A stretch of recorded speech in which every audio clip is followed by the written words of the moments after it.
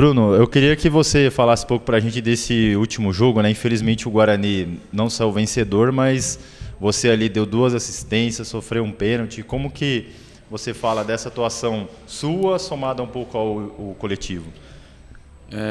Cara, eu fico muito feliz, né, por fazer uma grande atuação, e fico triste pelo resultado, né?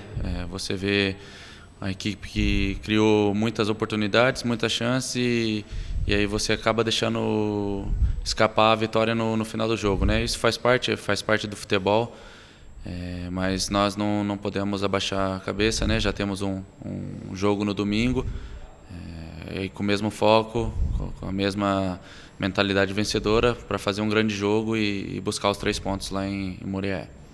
E falando também, Bruno, recentemente você completou 50 jogos, né, pelo Guarani. O quão é importante para um atleta, né, completar 50 jogos, ter continuidade num clube? É uma marca que é muito importante, né? Eu fico muito feliz de ter completado 50 jogos pelo Guarani. E espero completar mais 50, né? Se Deus quiser.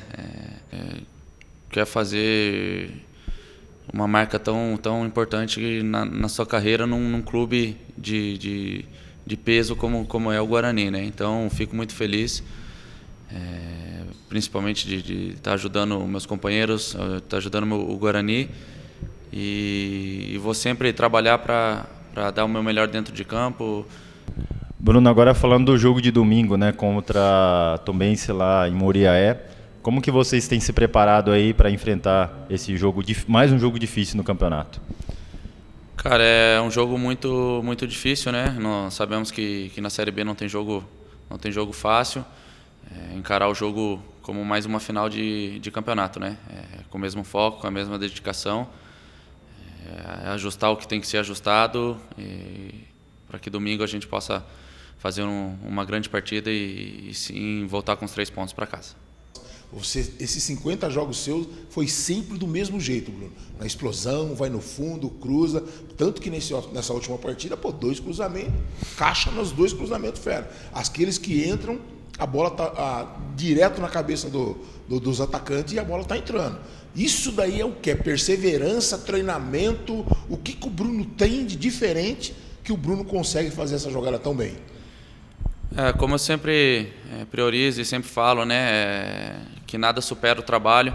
Eu sigo trabalhando sempre forte, sempre com dedicação, né, todos os dias, para que eu possa fazer o meu melhor dentro de campo para ajudar o Guarani.